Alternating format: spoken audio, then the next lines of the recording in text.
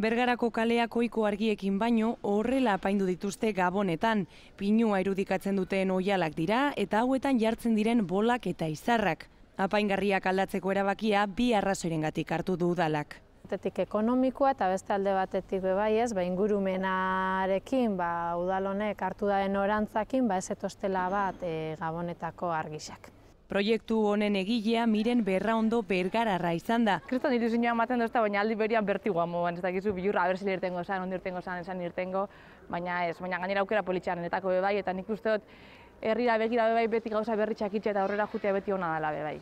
Udaletik aurten 10.000 euro baino gehiago aurreztu dituztela esan digute. Apaingarri berri hauek dena den, zer esana eman dute herrian. Egun hauetan ibili dan aiziarekin pizkat desegin da edo jauzin dira batzu, baina polita da, merkea dirudi, bebai, eta, bueno.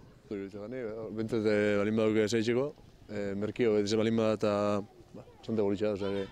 Niretzat ez dira Gabonetakoa, ni neixado klasiko bat, izarrak, ero, baina niretzat honek inauteriak edo beste gauza bat, pentsatzen jat ez Gabonak.